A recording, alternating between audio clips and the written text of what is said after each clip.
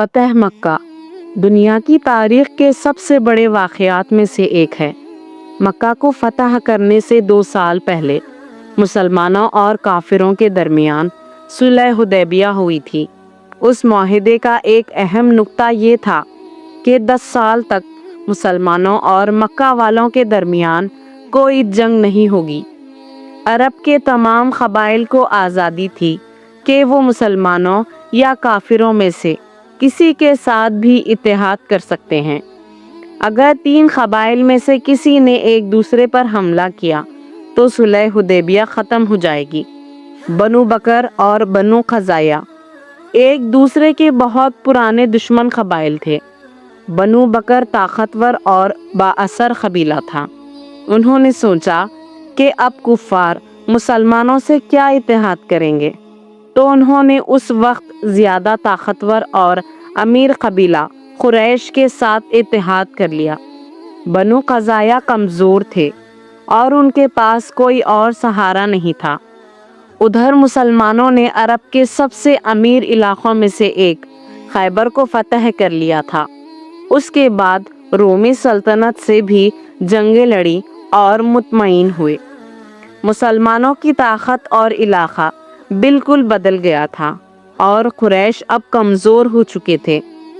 قریش ہر وقت اس کوشش میں رہتے تھے کہ کسی بھی طرح 10 سال کی جنگ نہ کرنے کا معاہدہ ختم نہ ہو، لیکن قریش کے اتحادی بنو بکر نے پرانی دشمنی کی وجہ سے مسلمانوں کے دوست بنو قزاعہ کے بہت سے لوگوں کو رات کے اندھیرے میں قتل کر دیا۔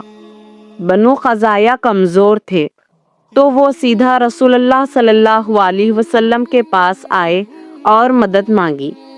مکہ والوں کو جب یہ بات معلوم ہوئی تو وہ بہت ڈر گئے اور فوراً ابو سفیان کو مدینہ بھیجا۔ ابو سفیان جیسے ہی مدینہ پہنچا تو سیدھا اپنی بیٹی ام حبیبہ کے گھر گیا، جو رسول اللہ صلی اللہ علیہ وسلم کی زوجہ تھیں۔ انہوں نے اسلام قبول کر کے اپنے باپ اور خاندان کے خلاف جہاد کیا تھا۔ جیسے ہی ابو سفیان اپنی بیٹی کے گھر میں داخل ہوئے تو ان کی بیٹی نے قالین ہٹا دیا۔ ابو سفیان نے پوچھا کہ کیا یہ قالین میرے لائق نہیں ہے یا میں اس قالین کے لائق نہیں ہوں؟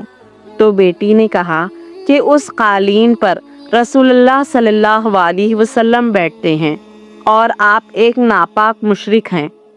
ابو سفیان کو اس بات پر بہت غصہ آیا اور وہ سیدھا رسول اللہ صلی اللہ علیہ وسلم کے پاس گئے اور معاہدہ ختم نہ کرنے کی التجا کی، لیکن رسول اللہ صلی اللہ علیہ وسلم نے اس کی بات نہیں مانی۔ پھر وہ ابو بکر رضی اللہ تعالیٰ عنہ کے پاس گئے اور التجا کی، پھر عمر رضی اللہ تعالیٰ عنہ، پھر علی رضی اللہ تعالیٰ عنہ، سب کے پاس جا کر التجا کی، لیکن کسی نے بھی ان کی بات نہیں مانی۔ ابو سفیان مایوس ہو کر مکہ واپس چلے گئے اور سب کو بتایا کہ اب ہمیں بچانے والا کوئی نہیں، صلح ختم ہو گئی۔ لیکن مکہ والوں نے مسلمانوں کی طرف سے اتنا بڑا حملہ متوقع نہیں کیا تھا۔ مدینے میں رسول اللہ صلی اللہ علیہ وسلم نے کسی کو بھی بتائے بغیر حملے کی تیاریاں شروع کر دیں اور کسی کو نہیں بتایا کہ حملہ کب، کہاں اور کس پر ہو رہا ہے۔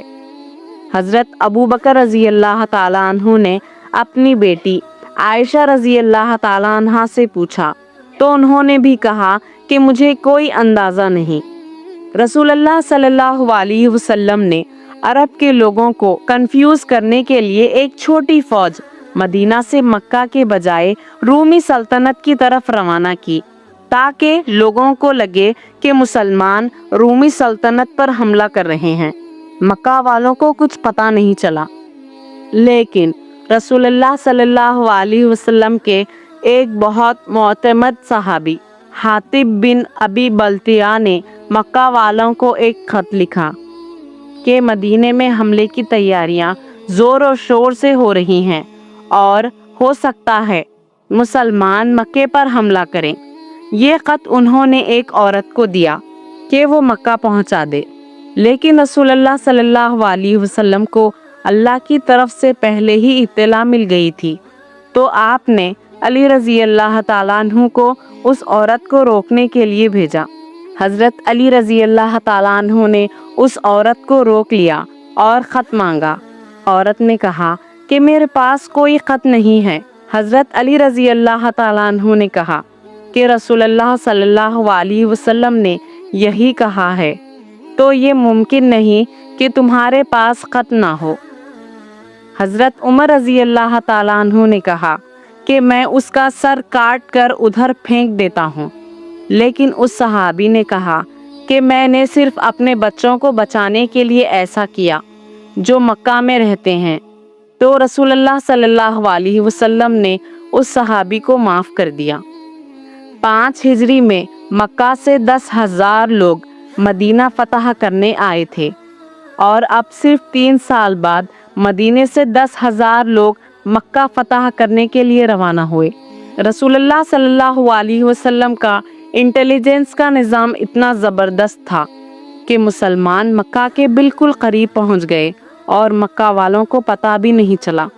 تو رسول اللہ صلی اللہ علیہ وسلم نے مکہ والوں کے دلوں میں خوف ڈالنے کے لیے مسلمانوں سے کہا کہ مکہ کے چاروں طرف کھانا پکانے کے لیے آگ لگا دو۔ جیسے ہی رات ہوئی، مکہ والوں نے دیکھا کہ مکہ کے چاروں طرف آگ لگی ہوئی ہے، جس سے ان کے سارے حوصلے پست ہو گئے۔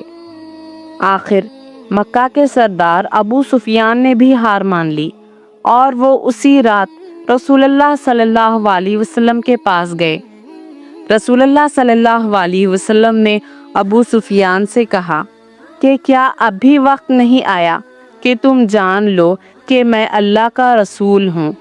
تو ابو سفیان نے کہا کہ میرے دل میں ابھی بھی شک ہے، لیکن انہوں نے اسلام قبول کر لیا۔ تو رسول اللہ صلی اللہ علیہ وسلم نے حکم دیا کہ کل ابو سفیان کو ایک اونچی جگہ پر کھڑا کیا جائے تاکہ وہ مسلمانوں کو مکمل طاقت کے ساتھ مکہ فتح کرتے دیکھ سکے۔ اس سب سے 8 سال پہلے رسول اللہ صلی اللہ علیہ وسلم جس مکہ کو صرف ایک اور مسلمان کے ساتھ چھوڑ کر جا رہے تھے، اب 10,000 مسلمانوں کے ساتھ اسی مکہ میں واپس داخل ہو رہے ہیں۔ خالد بن ولید رضی اللہ تعالیٰ عنہ جنوب اور زبیر بن عوام رضی اللہ تعالیٰ عنہ بائیں طرف سے مکہ میں داخل ہوئے۔ رسول اللہ صلی اللہ علیہ وسلم نے ان کو واضح حکم دیا کہ کسی کو بے وجہ قتل نہیں کرنا۔ ابو سفیان نے اس اونچی جگہ سے مسلمانوں کی طاقت دیکھ کر کہا کہ اب ہمارے بھائی کے بیٹے کو دنیا میں کوئی نہیں روک سکتا۔ کچھ لوگوں نے پھر بھی لڑائی کی کوشش کی، لیکن خالد بن ولید رضی اللہ تعالیٰ عنہ نے انہیں شکست دی۔ رسول اللہ صلی اللہ علیہ وسلم نے شکر ادا کرتے ہوئے مکہ میں داخل ہوئے۔ جب کعبے کے پاس پہنچے تو دروازہ بند تھا، تو آپ نے علی رضی اللہ تعالیٰ عنہ کو عثمان بن طلحہ کے پاس بھیجا، کیونکہ کعبے کی چابی صدیوں سے عثمان بن طلحہ کے خاندان کے پاس تھی۔ حضرت علی رضی اللہ تعالیٰ عنہ نے چابی مانگی تو انہوں نے انکار کر دیا۔